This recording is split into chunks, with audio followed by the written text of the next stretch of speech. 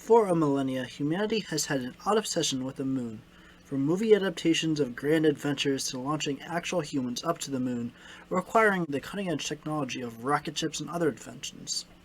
However, the science behind the moon's positioning relative to Earth is more than meets the eye. Very close to ignition point.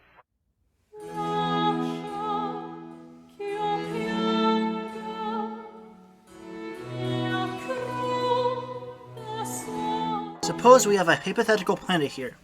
Because of its gravitational pull, it has accumulated a moon, very much like our own. There are several theories to how our moon formed, from either collisions early in Earth's history with other extraplanetary objects, to the expelled material from the planet coming together and forming a moon. But why is the moon 384,000 kilometers from Earth, and why isn't it closer?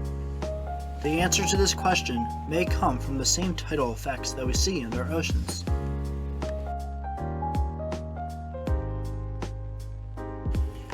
Tidal forces work as the gravitational pull of one body causes gravity to stretch an object along its center of mass as gravity stretches the object towards the satellite and perpendicularly closer to its center.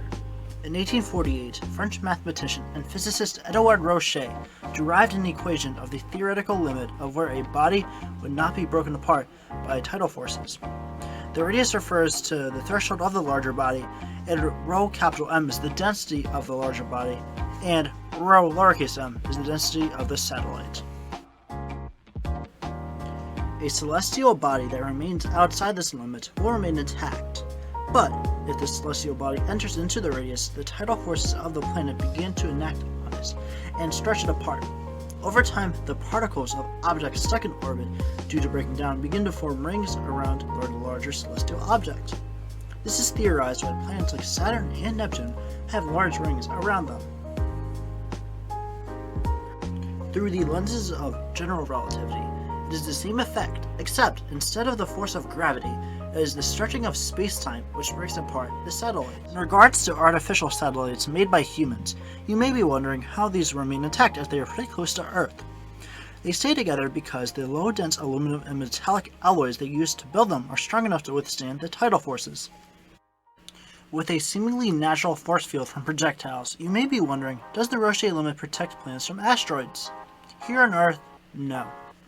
As asteroids large enough to cause damage would only be within the Roche limit for a short period of time before collision. However, with these collisions, matter exerts out into space where a new moon can be created. What do you want? You want the moon? Just say the word and I'll throw a lasso around it and pull it down.